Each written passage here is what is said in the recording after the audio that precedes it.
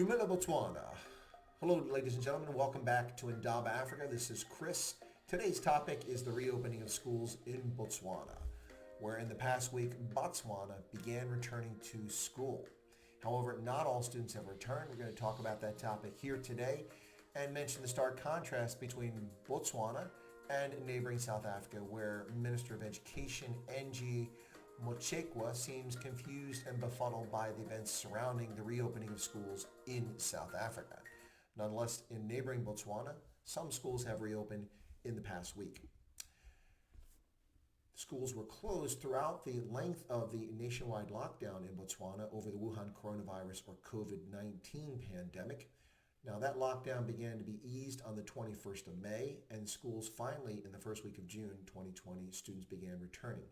Botswana has to this point 40 confirmed cases of COVID-19 with one death attributed to the virus.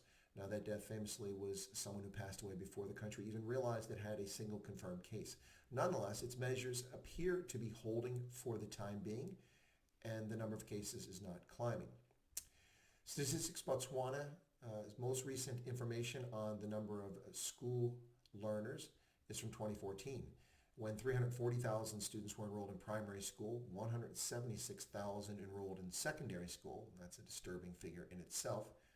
Only half of those who are in primary school wind up in secondary school. Hopefully Botswana can resolve that and improve the numbers going forward.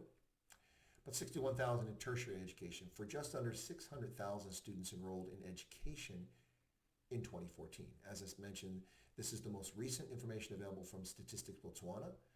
We can nonetheless imagine that the figure is somewhere around 600,000 today. But not all 600,000 students are returning to school. The majority of them will return only in mid-June. The University of Botswana did reopen this week, starting tomorrow. Or today, actually. It's Monday already in Botswana and South Africa, and even here in the U.S. where it's after midnight. But only students who are sitting for their final year exams returned last week. There are other measures that the government has taken in order to ensure that public schools are safe for students to return to, such as installing wash basins and additional toilets at schools.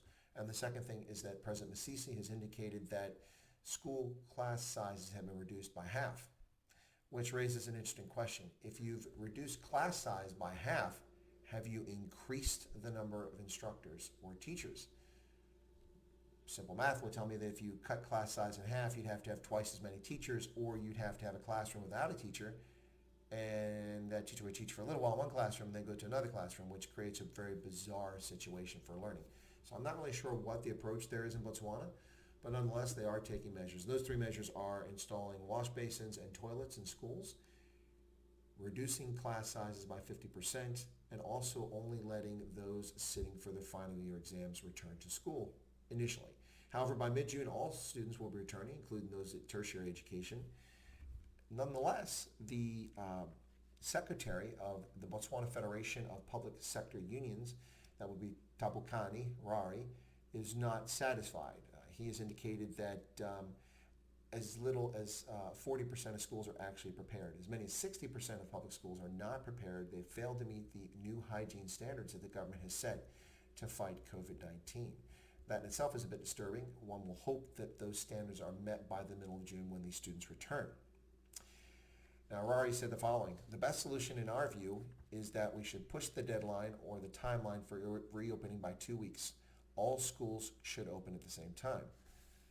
Now, I'm not really sure the logic of why schools need to reopen at the same time. For instance, universities shouldn't be held up by the fact that primary and secondary schools are not prepared, or vice versa. The key is to get students back to school so that they get back into education and learning once again. But ladies and gentlemen, that's just an update on what's happening with schools in Botswana. Expect to see all students back by the middle of June. Hopefully the new hygiene standards will be met by that time. Nonetheless, we do see some students have already returned in the past week, and beginning today, University of Botswana students will be returning, at least those sitting their final year exams this week.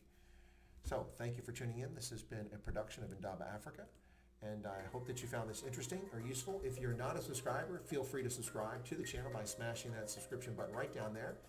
And be sure to toggle the notifications bell so that you get notified of all my future live streams, my prepared videos, as well as my regular Saturday show, in which I bring a guest on to discuss a topic of interest somewhere in Africa or around the world. Feel free to leave your comments. I do read all comments, and I finally ask that you smash that like button because it drives viewership. I thank you for your patronage, and have a pleasant day, folks.